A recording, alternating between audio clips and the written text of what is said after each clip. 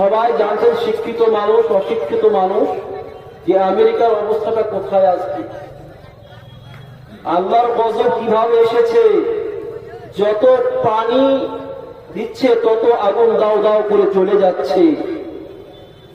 একেবারে নিট খবর এখনকার যে পানির অভাব পড়ে গেছে, কিন্তু আগুন বুঝছে না, আগুন নিভছে না।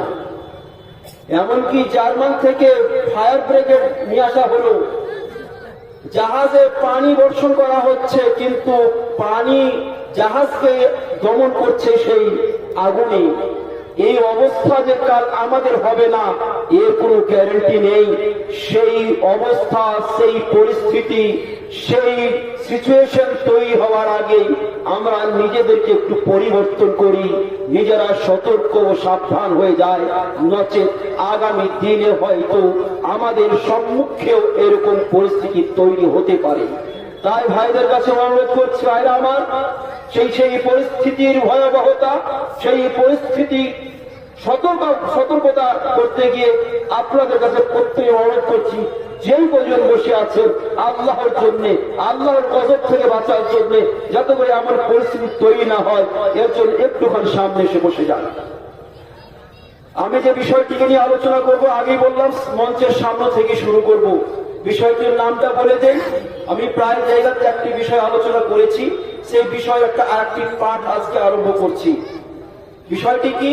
আমি অনেক জায়গাতে বলেছি যে বর্তমান মুসলিম উম্মাহ বা মানব জাতির যে বর্তমান পরিস্থিতি, এই পরিস্থিতির কারণ কি, কেন এই পরিস্থিতির সম্মুখীন হয়েছে, আজকে পুরো মানব জাতি বিভিন্ন সমস্যার সম্মুখীন কেন হয়েছে।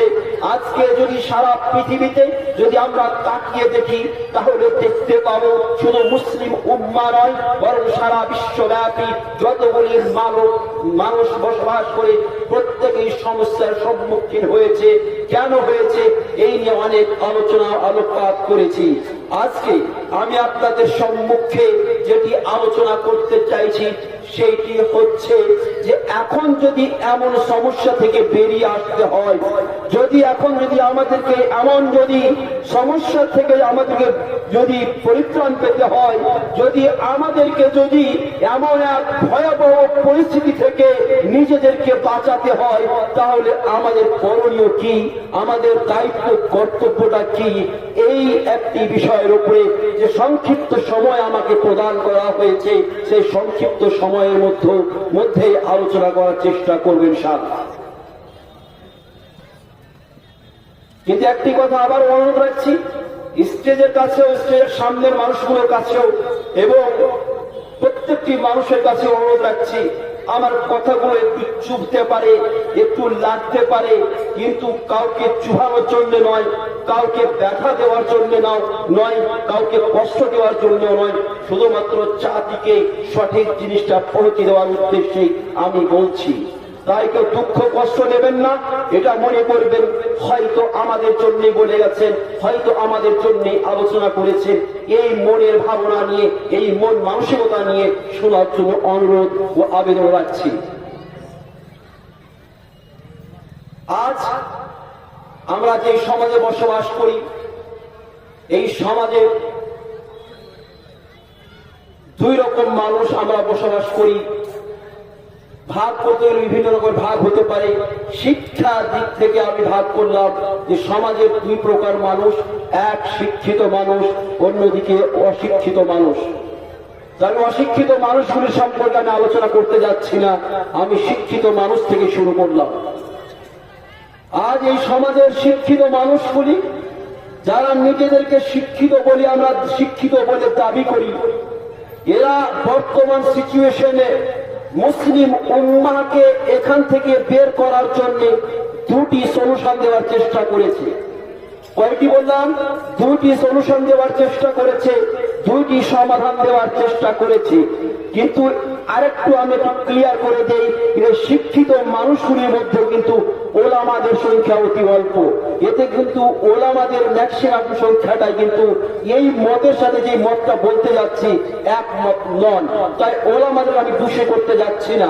যারা সমাজে শিক্ষিত মানুষ, যারা মাস্টার, ডক্টর ইত্যাদি ইত্যাদি, তাদের কথা আমি বলতে যাচ্ছি। তারা বলছে যদি মুসলিম উম্মাহকে বর্তমান পরিস্থিতিকে যদি বাঁচতে হয়, যদি মুসলিম জাতিকে বর্তমান অবস্থা থেকে যদি নিজেকে পরিত্রাণ পেতে হয়, তাহলে গেলে এদেরকে দুটি পথ অবলম্বন করতে হবে।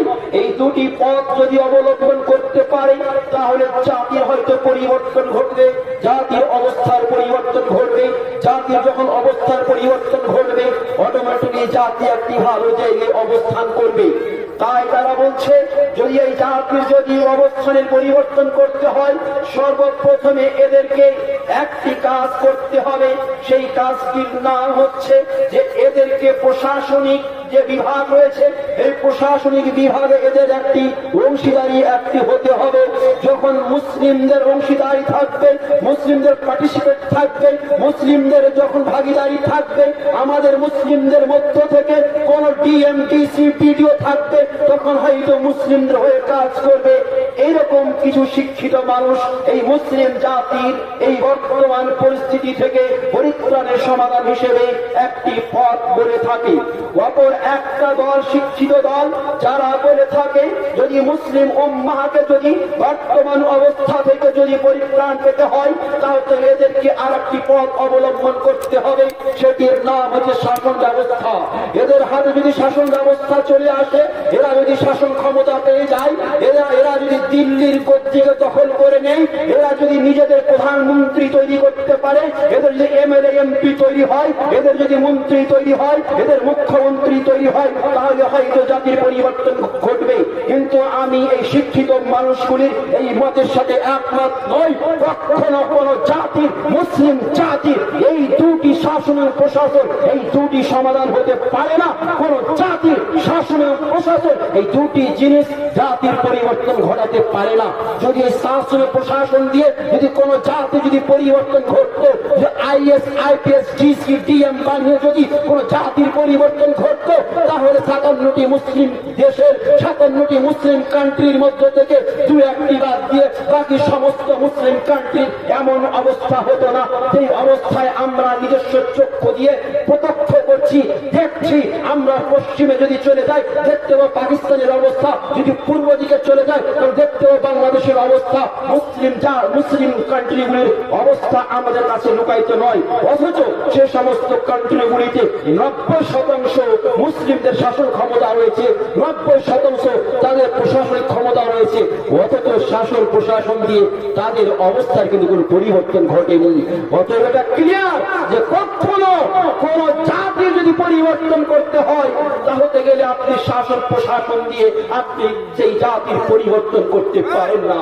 এই শিক্ষিত মানুষগুলি যারা নিজেদের জাতির নিজেদেরকে হর্তা মনে করে, যারা ধারক বাহক মনে করে, এদের মাথায় এমন একটা জিনিস ঢুকে গেছে, এমনকি মাদ্রাসা শিক্ষা ব্যবস্থাতেও মাদ্রাসা ছাত্রদের মাঝেও যাদের সংখ্যা মাত্র 1-2%, তাদের ব্রেন ওয়াশ করে দিয়ে এদের মাথায় আইএস আইপিএস হওয়ার স্বপ্ন দেখিয়ে এদের মাদ্রাসা শিক্ষা ব্যবস্থাকে পঙ্গু করে দেওয়ার যে এক অপচেষ্টা চলছে, আল্লাহর কসম করে বলছি এই জাতির অধঃপতনের জন্য শুধুমাত্র মাদ্রাসা শিক্ষা ব্যবস্থাকে পঙ্গু করাই হচ্ছে একমাত্র সবচেয়ে বড় কারণ।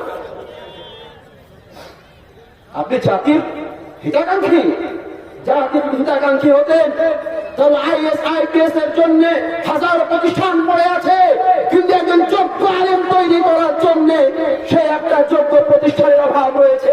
তাই যদি জাতির পরিবর্তন করতে হয়, যদি জাতির যদি অবস্থার পরিবর্তন ঘটাতে হয়, যদি জাতির যদি আবার সেই স্বর্ণযুগ ফিরিয়ে আনতে হয়, সেই স্বর্ণযুগ আল্লাহ রাসূল জনাবে মুহাম্মদুর রাসূলুল্লাহ সাল্লাল্লাহু আলাইহি ওয়াসাল্লাম এবং তার সাহাবারা ছেড়ে গেছেন, সেই স্বর্ণযুগ আবার যদি ফিরাতে হয় তাহলে আমাকে সেভাবেই ফিরিয়ে আনতে হবে যেভাবে আল্লাহ রাসূল জনাবে মুহাম্মদুর রাসূলুল্লাহ সাল্লাল্লাহু আলাইহি ওয়াসাল্লাম আমাদেরকে সেই স্বর্ণযুগ দিয়ে গিয়েছিলেন। তাহলে আমাদের দেখতে হবে আল্লাহ রাসূল সাল্লাল্লাহু আলাইহি ওয়াসাল্লামের সেই পথ পন্থা পদ্ধতি, সেই পথ পন্থা পদ্ধতির মাধ্যম দিয়ে এক ভয়ঙ্কর পরিস্থিতিকে কাটিয়ে দিয়ে এক ভয়াবহ পরিস্থিতিকে পরিবর্তন করে দিয়ে এমন এক সুধারা এবং স্বর্ণ যুগ দিয়ে গেছিলেন, এমন একটা স্বর্ণ মানে জামানা দিয়ে গেছে, যে স্বর্ণ যুগের কথা কি বলবো, সেদিকে আমি যাচ্ছি না। সেই যুগ যদি ফিরিয়ে আনতে হয়, তাহলে আমার আপনার সারা মুসলিম উম্মার দায়িত্ব একটাই, যে আমাকে সেই পন্থাতেই জাতির স্বর্ণ যুগ ফিরাতে হবে, যেই পন্থায় আল্লাহ রাসূল জনাবে মুহাম্মদুর রাসূলুল্লাহ সাল্লাল্লাহু আলাইহি ওয়াসাল্লাম সেই যে স্বর্ণ যুগ তৈরি করে গিয়েছিলেন। তাহলে আমাদের জানা উচিত যে আল্লাহ রাসূল সাল্লাল্লাহু আলাইহি ওয়াসাল্লাম কিভাবে স্বর্ণ যুগ তৈরি করেছিলেন, কিভাবে সেই স্বর্ণ যুগ কি পরিণত করে স্বর্ণ যুগে পরিণত করেছিলেন। আমি ওলামাদের সহ সমস্ত মানুষের কাছে অনুরোধ করব যে বর্তমান পরিস্থিতিতে আমরা বিভিন্ন রকমের আলোচনা করি, এই কারণে ওই কারণে এই কারণে মুসলিম উম্মার অধঃপতন ঘটেছে, মুসলিম উম্মার পাস্তি হয়েছে, মুসলিম উম্মার জাওয়াল হয়েছে, আমরা এই সমস্ত বলে থাকি। কিন্তু আমি বলি যে এই সমস্ত অপরাধ এবং অন্যায়গুলো কোথা থেকে হচ্ছে এটা আগে আমাদের জানা উচিত। এর কারণ হচ্ছে একটাই, আমি আবারও আপনাদের কাছে অনুরোধ করছি যে আপনি বর্তমান যে অবস্থাটা, যে অবস্থা আমরা শ্বাস প্রশ্বাস নিচ্ছি, যে অবস্থায় আমরা বেঁচে আছি, যে অবস্থায় আমরা এখনো শ্বাস প্রশ্বাস নিচ্ছি, এখন যে সিচুয়েশনটা, এখন যে পরিস্থিতিটা, এটার একটি চিত্র, একটি ছবি আপনি আপনার ব্রেনে রাখুন এবং এক সাইডে রাখুন, যে আজকে সারা বিশ্বে মুসলিম উম্মার কি চিত্র তৈরি হয়েছে, কি অবস্থায় অবস্থান করছে এই জাতি, এই অবস্থানটাকে আপনি এক সাইডে রাখুন এবং মাথায় ধরে রাখুন যে আমরা কতটা ভয়াবহ দয়নীয় অবস্থায় অবস্থান করছি। অপরদিকে আমি আপনাকে আজ থেকে নিয়ে প্রায় 1450 বছর পূর্বে আমি ফিরিয়ে নিয়ে যাচ্ছি, যখন আল্লাহ রাসূল জনাবে মুহাম্মদুর রাসূলুল্লাহ সাল্লাল্লাহু আলাইহি ওয়াসাল্লাম এই পৃথিবীর বুকে নবী এবং রাসূল হয়ে প্রেরিত হয়েছিলেন। আমি জিজ্ঞেস করছি আপনাকে যে আজকে বর্তমান যে সিচুয়েশন, এই সিচুয়েশনটা কতটা ভয়ঙ্কর, এবং আজ থেকে নিয়ে প্রায় 1450 বছর পূর্বে যখন আল্লাহ রাসূল জনাবে মুহাম্মদুর রাসূলুল্লাহ সাল্লাল্লাহু আলাইহি ওয়াসাল্লাম পৃথিবীর বুকে নবী এবং রাসূলে প্রেরিত হয়েছিলেন, সেই মুহূর্তের সিচুয়েশনটা কেমন ছিল আমরা ইতিহাস ঘাঁটতে গেলে দেখতে পাই, আমরা কোরআন এবং হাদিসের অধ্যয়ন করতে গেলে দেখতে পাই যে সেই যুগের অবস্থা বর্তমান যুগের অবস্থা থেকে লক্ষ গুণ বেশি ভয়ঙ্কর এবং ভয়াবহ ছিল। সেই ভয়ঙ্কর ভয়াবহ পরিস্থিতিতে আল্লাহ রাসূল জনাবে মুহাম্মদুর রাসূলুল্লাহকে সেই পরিস্থিতিকে সামান্য পরিস্থিতিতে পরিবর্তন করার জন্য, এক অশান্ত সমাজকে শান্ত করার জন্য, এমন এক ভয়াবহ পরিস্থিতিকে পরিবর্তন করার জন্য, সেই মানুষগুলিকে পরিবর্তন করার জন্য যখন আল্লাহ তাবারক ওয়া তাআলা পৃথিবীর বুকে আল্লাহ রাসূলকে নবী এবং রাসূলকে প্রেরণ করলেন, তখন যে অস্ত্র এবং যে তরবারি দিয়ে পাঠিয়ে অস্ত্র দিয়ে পাঠিয়েছিলেন, সেই অস্ত্রটির নাম ছিল ইকরা বিসমি রাব্বিকাল্লাযী খলাক। অর্থাৎ এক কথায় যদি বলি যে আল্লাহ তাবারক ওয়া তাআলা সেই অশান্ত সমাজকে শান্ত করার জন্য, যে সমাজে অশান্তির আগুন দাও দাও করে জ্বলছিল, সেই আগুনকে নিভানোর জন্য, সেই আগুনকে বুঝানোর জন্য আল্লাহ তাবারক ওয়া তাআলা আল্লাহ রাসূলকে প্রেরণ করলেন। কোন অশান্তির বিধান নিয়ে নয়, কোন রকমের নামাজের বিধান নিয়ে নয়, কোন শিরকের বিধান নিয়ে নয়, কোন আরো কোন বিধান নিয়ে নয়, যেখানে ছিল মারামারি, কাটাকাটি, হানাহানি, ব্যভিচার, লুচ্চামি, এমন কোন অপরাধ ছিল না যে সমাজে বর্তমানে পাওয়া যাবে, সেই সমাজে পাওয়া যেত না। সেই এতগুলো অপরাধ অন্যায় থাকা সত্ত্বেও আল্লাহ তাবারক ওয়া তাআলা সেই সমাজকে শান্ত করার জন্য কোন বিধি বিধান দিয়ে পাঠালেন না, বরং একটি এমন অস্ত্র দিয়ে পাঠালেন, ইকরা বিসমি রাব্বিকাল্লাযী খলাক। এই অস্ত্র দিয়ে আল্লাহ তাবারক ওয়া তাআলা আল্লাহ রাসূলকে প্রেরণ করেন। আল্লাহ তাবারক ওয়া তাআলা ইকরা বিসমি রাব্বিকাল্লাযী খলাক এই পেগাম দিয়ে, এই মেসেজ দিয়ে এবং এই বার্তা দিয়ে পৃথিবীর মানুষকে শিক্ষা দিয়েছেন, পৃথিবীর মানুষকে বুঝাতে চেয়েছেন যদি আজও যদি কোনো অশান্ত সমাজকে শান্ত করতে হয়, কোন ভয়াবহ পরিস্থিতিকে যদি সামান্য পরিস্থিতিকে পরিবর্তন করতে হয়, কোন জাতি যদি পরিবর্তন করতে হয়, কোন জাতির অবস্থার পরিবর্তন করতে হয়, তাহলে সেই জাতির অবস্থার পরিবর্তন একমাত্র অস্ত্র হচ্ছে শিক্ষা। শিক্ষা ছাড়া জাতির পরিবর্তন কখনো সম্ভব নয়। আর শিক্ষা কোথায়? কোথায় শিক্ষা? আজ মুসলিমরা অনেক আইএস আইপিএস হয়েছে, অনেক ডক্টর হয়েছে, অনেক ইঞ্জিনিয়ার হয়েছে, জাতির কি লাভ হয়েছে? জাতির কোনো কিছুই লাভ হয়নি। তারপরেও নাকি বলছে যে জাতির আইএস আইপিএস হওয়ার স্বপ্ন দেখছে এবং আইএস আইপিএস নাকি জাতির অবস্থার পরিবর্তন ঘটবে। আপনি বলুন আর সমাজে বেনামাজির সংখ্যা কেন বেশি? এই জন্যই বেশি যে তার অন্তরের মধ্যে আল্লাহর পরিচিতির জ্ঞান নেয়। আজ সমাজে ব্যভিচারী কেন বেশি? এই জন্য বেশি যেহেতু আল্লাহ সম্পর্কে তার ধারণা নেই। আজকে সমাজের মধ্যে লুচ্চামি, বাটপারি, ডাকাতি, যতগুলো অন্যায় অপরাধ চলছে, সেই বিপর্দা, বেহায়ারি, বেশরমি, নির্লজ্জতা, বেহায়ারি যতগুলো রয়েছে সবকিছুর পেছনে একটাই কারণ, সেটা হচ্ছে আল্লাহর পরিচিতি না থাকা, আল্লাহ সম্পর্কে ধারণা না থাকা। এবং আল্লাহ সম্পর্কে ধারণা না থাকার পেছনে অন্যতম কারণ হচ্ছে কোরআন হাদিসের শিক্ষা না থাকা। তাহলে গেলে যতক্ষণ না পর্যন্ত আপনি জাতিকে আল্লাহর পরিচয় আপনি জানিয়ে দিতে পারবেন না, আল্লাহকে চিনিয়ে দিতে পারবেন না, আল্লাহর অথরিটি সম্পর্কে আপনি বুঝে দিতে পারবেন না, ততক্ষণ না পর্যন্ত জাতির অবস্থার পরিবর্তন করতে পারবেন না। মদ আপনি বন্ধ করতে পারবেন না, আপনি ব্যভিচার বন্ধ করতে পারবেন না। শুধু জাতিকে শুধু আল্লাহর পরিচয় ঘটিয়ে দিন, ব্যভিচার এমনিতে কমে যাবে। আপনাকে একটা উদাহরণ দিতে বলি। আমার মতো মওলানা মানুষ, আমরা মাদ্রাসায় কাজ করি। সত্যি কথা বলছি যে আমরা আল্লাহকে তো ভয় করি, তারপরেও প্রত্যেকটি আলেমের যে যার অধীনস্থে কাজ করে সেই মালিকের প্রতি আমাদের একটা ভয় এবং আশঙ্কা, আতঙ্ক থাকে। কারণ তার হাতে একটা অথরিটি আছে, ক্ষমতা আছে। যেমন আমার একটা মাদ্রাসা, আমার সেক্রেটারি আছে, তো আমি যে কোনো কাজ করি তাহলে গেলে আমি ভাবি আগে ভয় সবসময় মনের মধ্যে থাকে যে এমন কোনো কাজ না হয় যে কাজটা করতে গেলে হয়তো আমার নিজের জব বা আমার চাকরি চলে যাবে। কেন ভয় হচ্ছে?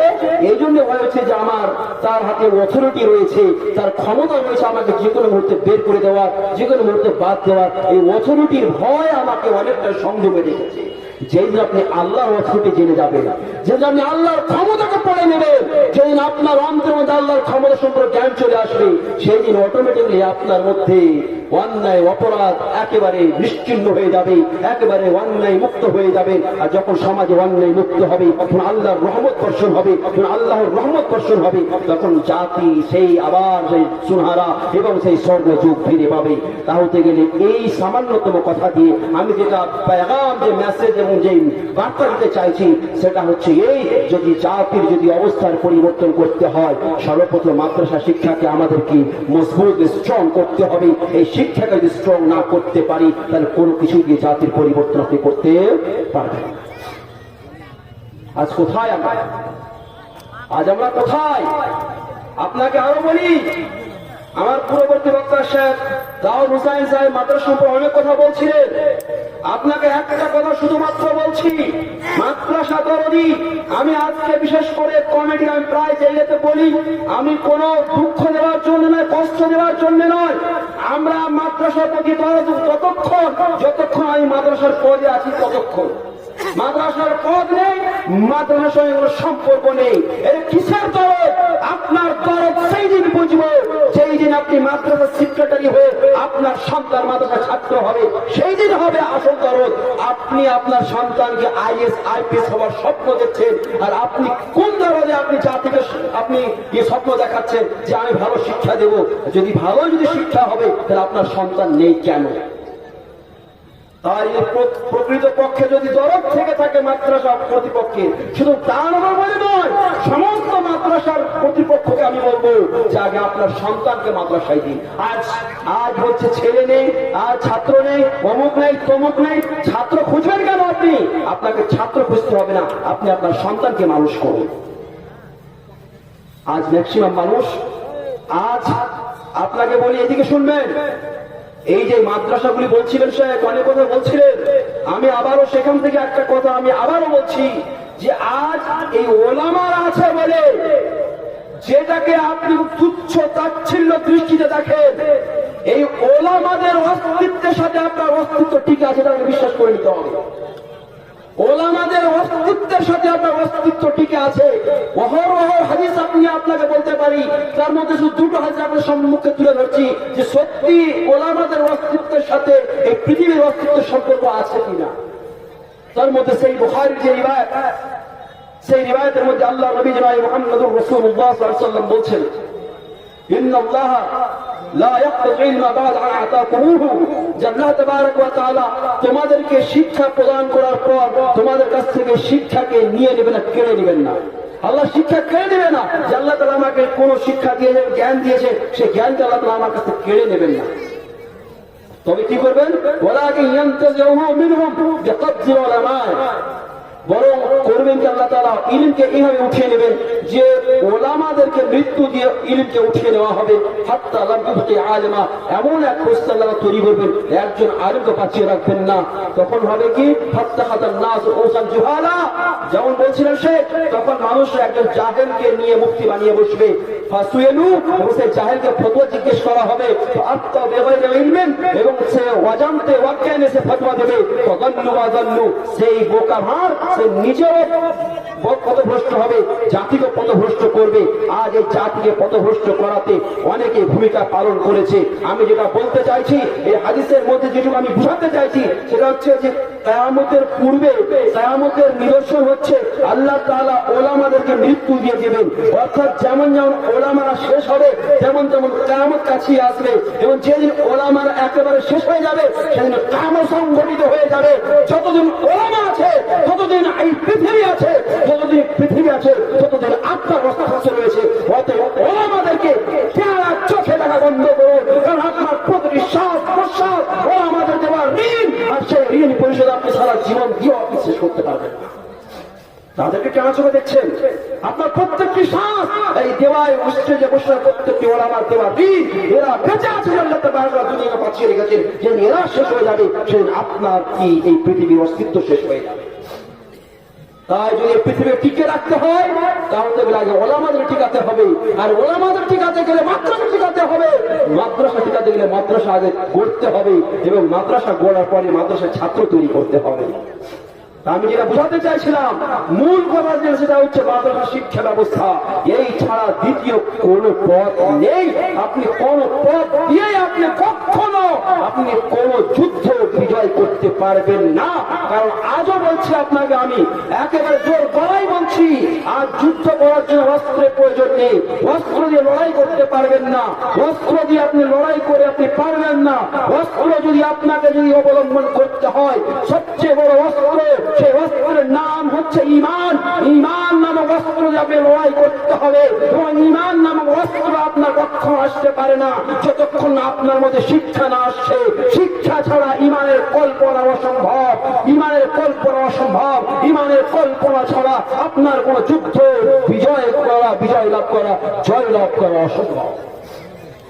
আমি বলছি না, আল্লাহ তাবারক ওয়া তাআলা বলছেন, ইন্নামা ইয়াখশাল্লাহা মিন ইবাদিল উলামা, নিশ্চয় আল্লাহর বান্দার মধ্য থেকে ওলামারাই আল্লাহকে ভয় করে।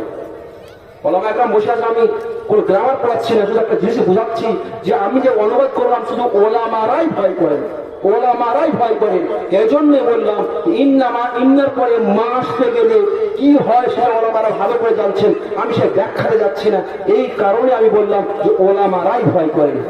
এখন আপনিও আলেম হতে পারেন, কিন্তু আপনার এই যতটা যেই মাপের হবে, সেই মাপের আপনার ভয় হবে। যত বড় আলেম হবে, তার অন্তরের মধ্যে তত বড় স্তরে আল্লাহর ভয় ও ভীতি থাকবে। কারণ যে আমি এখনই বললাম যে যখন আপনি আল্লাহ সম্পর্কে জানবেন না, আপনি মনে করবেন আমাদের সভাপতি সাহেব শেখ আব্দুল ফেজি সাহেবকে যারা চেনে না, তারা তো সম্মান দেবেন না, দেবেন কি? এমনি একজন আলেম আছেন না, কেউ আছেন, কিন্তু যখন উনি আব্দুল ফেজি সাহেব, তখন এই সাহেব বসুন বসুন বসুন, কখন সম্মানটা পেলেন? যখন ওনাকে চিনতে পারবেন। তো আল্লাহর প্রতি ভয় আপনার কখন আসবে? যখন আপনি আল্লাহকে চিনবেন। আল্লাহকে চিনবেন কখন? যখন কোরআন এবং হাদিসের শিক্ষা ও জ্ঞান অর্জন করবেন। যখন কোরআন এবং হাদিসের জ্ঞান ও শিক্ষা অর্জন করবেন, তখন আল্লাহর অথরিটি, আল্লাহর ক্ষমতাকে জানতে পারবেন। যখন আল্লাহর ক্ষমতাকে জানতে পারবেন, তখন আপনার অন্তরে ভীতি এবং ভয় আসবে। যখন আপনার অন্তরে ভয় এবং ভীতি আসবে, তখন আপনি কখনো বিচার করতে পারেন না। যখন আপনার অন্তরে আল্লাহর ভয় থাকবে, আপনি বেনামাজি হতে পারেন না। আপনার অন্তরে যখন আল্লাহর ভয় এবং ভীতি থাকবে, তখন আপনি চুরি করতে পারেন না। আপনার অন্তরে আল্লাহর ভয় এবং ভীতি থাকবে, তখন আপনি কখনো কোন শিরক করতে পারেন না। অতএব সবকিছু সমাজে চলছে, বসন্ত সমাজ তৈরি হয়ে আছে, একে যদি শান্ত করতে হয়, যদি অপরাধ মুক্ত করতে হয়, অন্যায় মুক্ত করতে হয়, তাহলে একটি পথ, সেই পথটির নাম হচ্ছে শিক্ষা নামক অস্ত্র দিয়ে আমরা সমাজকে অন্যায় মুক্ত করতে পারবো। নচেত দ্বিতীয় কোনো অস্ত্র দিয়ে সমাজ থেকে কোনো অন্যায়কে উৎখাত করে ফেলতে পারবো না। শেষে একটা হাদিস পড়ে আমি বক্তব্য শেষ করবো। আমি বুঝতে পারছি আমার সময় হয়ে গেছে। এই ওলামাদের কি সম্পর্কে আমি বলছিলাম যে আজ আল্লাহর কসম করে বলছি, এই জাতির পতন যে কেন ঘটেছে অনেক কারণ বলে, অবশ্য অনেক কারণ আছে, কিন্তু সব কারণের জড় হচ্ছে শিক্ষা। এটা আপনাকে মেনে নিতে হবে। আর মাদক দ্রব্য মানুষ পান করছে, কেন করছে? শিক্ষা নেই বলে। আজকে মানুষ যাই কিছু করছে, কেন করছে? শিক্ষা নেই বলে। আচ্ছা বলুন তো, আমার মতো মানুষ কখনো দেখেছেন প্রকাশ্যে মদ পান করছে? যত খারাপ আলেম হোক না, যত খারাপ হোক, কারণ ওর অন্তরে একটু না হলেও আল্লাহর ভয় আছে। তাই যত বড় অপরাধ করুন, প্রকাশ্যে বড় কোনো অপরাধ কোনো আলেম করবে, এটা হতে পারে না। যখন আপনার মধ্যে এই আলিম হওয়ার যখন ট্যাগ লেগে যাবে, আলিম হওয়ার যখন লেভেল লেগে যাবে, অটোমেটিক ট্যাগ এই লেভেল আপনাকে অনেক অন্যায় থেকে বিরত রাখবে। তাই আমি অনুরোধ করছি প্রত্যেকের কাছে যে এই মাদ্রাসাগুলিকে বাঁচান। এই মাদ্রাসা হচ্ছে আমাদের অস্তিত্বের মূল ঘাঁটি। এই ঘাঁটি যদি শেষ হয়ে যায়, এর অস্তিত্ব যদি মিটে যায়, সেদিন আমাদের অস্তিত্ব মিটে যাবে।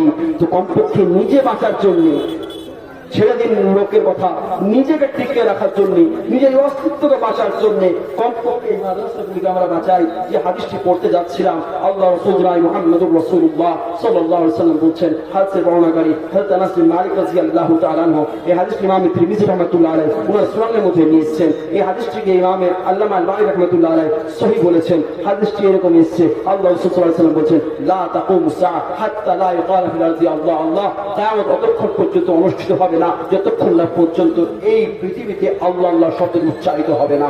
যতদিন আল্লাহ আল্লাহ শব্দটি উচ্চারিত হবে, ততদিন পর্যন্ত কিয়ামত হবে না। যেদিন এটা হওয়া বন্ধ হয়ে যাবে, সেই দিন আপনার কিয়ামতকে পৃথিবী ধ্বংস হয়ে যাবে। এই আল্লাহ আল্লাহ যে ধ্বনি উচ্চারিত হচ্ছে, এই আওয়াজ ভেসে উঠছে, এই আওয়াজ ভাষার পিছনে সবচাইতে অন্যতম যে ভূমিকা পালন করেছে সেটা হচ্ছে মাদ্রাসা। এই মাদ্রাসা যতদিন আছে, ততদিন এই আল্লাহ আল্লাহ শব্দ উচ্চারিত হবে। যেদিন এই মাদ্রাসাগুলি ধ্বংস হয়ে যাবে, সেদিন আল্লাহ আল্লাহ শব্দ উচ্চারিত হওয়া বন্ধ হয়ে যাবে।